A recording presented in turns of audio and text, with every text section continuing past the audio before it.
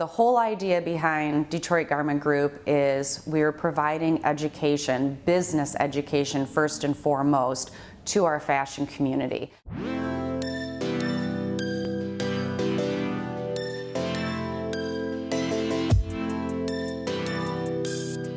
I am Karen Buscemi and I am 46 years old.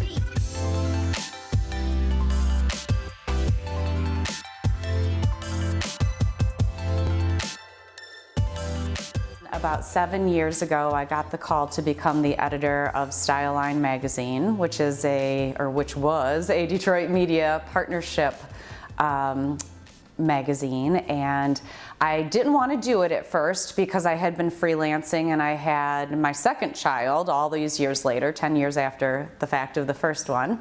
And I said, well, what is this magazine about? Because I just freelance, I have my own life, I write, I style for whoever I want. And they said, well, it's going to be a fashion magazine. I said, darn it.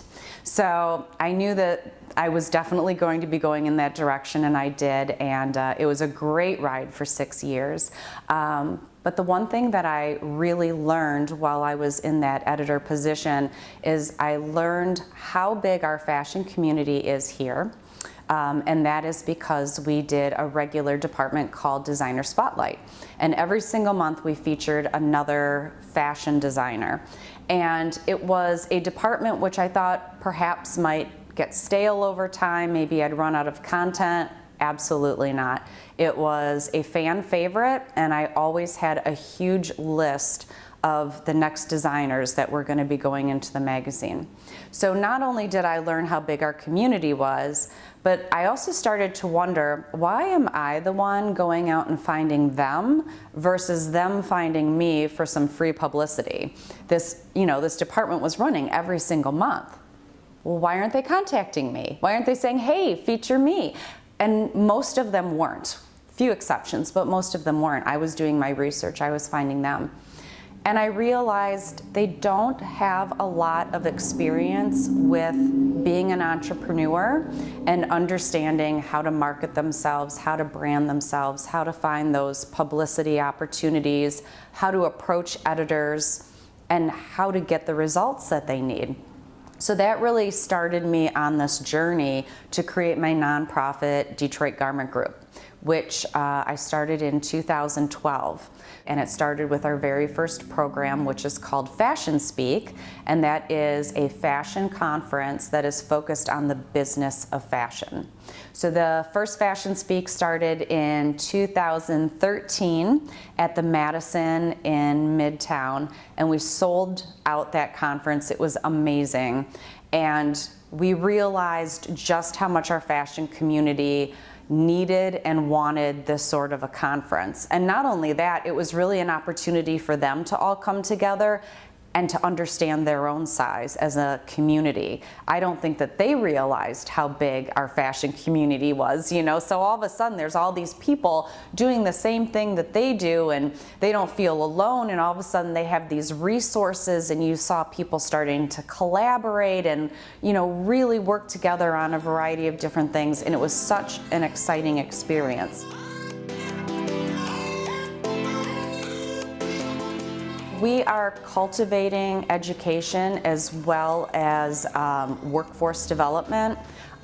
We are trying to raise our economic development in this area, and it's not just fashion, it's cut and sew manufacturers of all industries. It's kind of amazing how many cut and sew manufacturers there are here.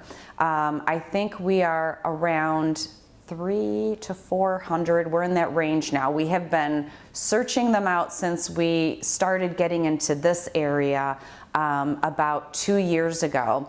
And that was when we started the work on our industrial sewing certificate program, which is our second program that we offer. So that program launched in October of 2014 at Henry Ford College. And we work with Michigan Works as our workforce development partner. And the whole reason that we started this program is our vice president of our board for Detroit Garment Group, Mark D'Andretta, who owns TD Industrial Coverings in Sterling Heights. He and his wife were talking to me one day about how hard it is to find skilled sewers. So many years ago, so much of our cut and sew manufacturing work went overseas, and with it went the jobs. And while there's some still left in our country, it's not nearly the numbers it was before, and where a lot of kids used to follow up in their parents' footsteps in this area, that all but stopped. So the workforce had dwindled, and now all of a sudden reshoring had become this new thing. People wanted to make in US again. They wanted the products here. You need the sewers here. Okay, well, they're gone. So where do you find them? And so what a lot of employers were doing, including Mark, is they were just trying people who had never sewn before, or maybe they had done some home sewing but had never worked on industrial machines before, and there's a huge difference.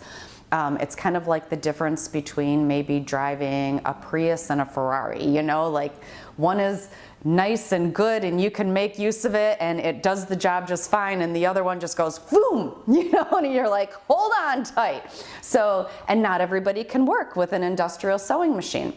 So they would spend a lot of time and money training these potential employees, only to have them leave into their training, or maybe within the first couple weeks of work, or they just couldn't do the job and they had to be let go. So a lot of time, a lot of money being wasted. So we realized that there was a real need for this type of training. And not only is it needed, but it's a skilled trade, which is such an important thing to have. And not only is it a skilled trade, it provides a living wage. So we had an opportunity to start training this new workforce where they could make a living wage, have a skilled trade, something that they can keep with them forever and be able to move up in an industry and have all these different opportunities. There are two other programs. There's our Fashion Incubator and there's the Garment District, and they really tie into each other. So with the Garment District, this is definitely a labor of love. This is the longest project I think that we will work on before it comes to fruition. But this is something that really goes outside of ourselves. There are, all sorts of city and state partnerships that we have in order to make this happen. But we are really trying to create our version of a garment district, something that is realistic in size and scope for our area, that is still pretty full service, so that if somebody is a designer here, they are able to create here, they are able to find the resources that they need here to make a collection and get that collection to market. So we are currently working with Midtown Detroit Inc., which is an amazing partner. And I can tell you that they have found space. We've looked at many spaces over the course of the last year. There is a space, and we are working on funding the development of the space currently. So there's not a lot that we can really say about it, because the funding has to happen for the development to happen. And if the funding doesn't happen, then we have to find another opportunity. But we've looked at many opportunities, and I'm excited about this particular one. I think it's a good fit. And we have about 26 companies at this time, all Michigan-based companies, that want to come together and move into this district. And that's what's really important, is that we start with a good, solid foundation of different types of fashion businesses. And then having that, and having the space, and then having the marketing and branding for the garment district, that's what's going to bring the other companies. I think that we're going to end up seeing more cut and sew manufacturers, more mills, fabric stores, notion stores, all the different types of things that you really need to have a complete garment district. So I'm very excited about it. We have an advisory board for our garment district, which we're still building, but Tracy Reese has signed on to be on our advisory board, which is fantastic. And I'm really excited for where this is going. It is still a good year away, but that's definitely what it takes to get something like this off the ground. And then with our Fashion Incubator, so once again, this all goes hand in hand. As part of our mission to provide education, we really wanted to be able to work with a set of fashion designers and get them from concept to sales and distribution. And the way to do that is with a fashion incubator. So we are launching our very first incubator, I guess it'll be our only incubator, in November. Our home for our incubator is going to be at Tech Town in Midtown, and we're so excited about this location because of the level of services that it provides for our designers and residents. So we are starting with 10 designers. They each have to go through our mandatory workshops. There's 12 workshops, one a month, and it takes them through the entire process from starting a business, writing a business plan, creating your financial projections, all the way through the supply chain, marketing, branding, sales, distribution. And then at the end of their 12 months, we're going to have a showroom type of experience set up where we're going to invite retailers from all around the state to come together, meet the graduating designers of the incubator, see their collections, get some, walk away collateral that they can take, and hopefully that starts that relationship for them to get the sales in Michigan. So, and the retailers that we will be inviting to this are retailers who are specifically interested in working with local talent.